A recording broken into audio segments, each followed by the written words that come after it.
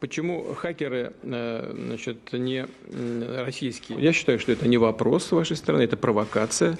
Российские хакеры не помогали избираться действующему пока президенту Соединенных Штатов и не вмешивались во внутренние дела этой великой державы. Это все домыслы, это все повод для того, чтобы портить отношения между Россией и Соединенными Штатами.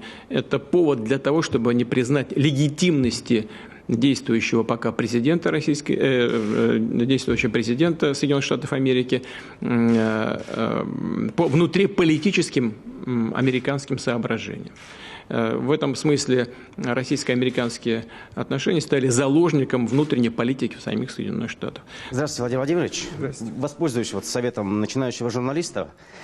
По поводу того, что вот эти вбросы имеют место, собственно говоря, ничего удивительного нет, они всегда имели место и всегда будут иметь место. Это такое информационное противоборство происходит.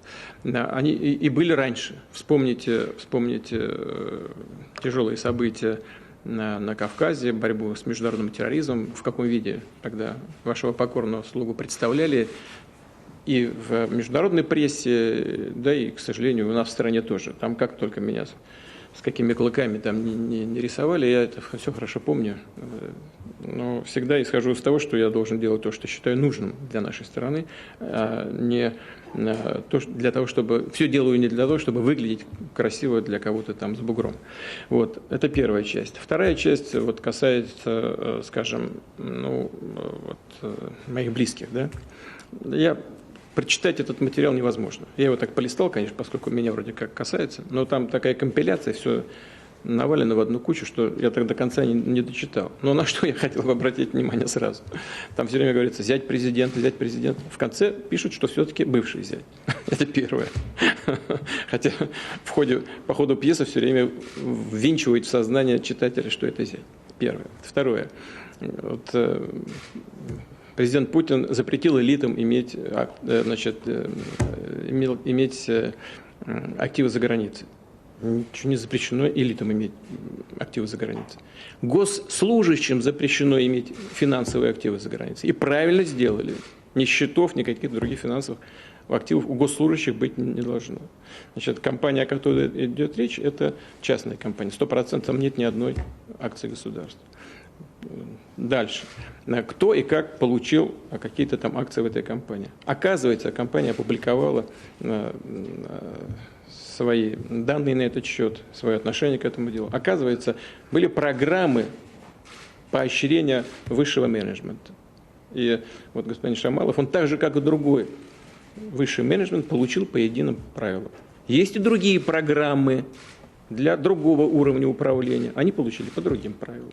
Ничего такого особенного здесь нет. Трюками нужно пользоваться для того, чтобы добиваться уважения. И теперь, что касается этого пациента в берлинской клинике.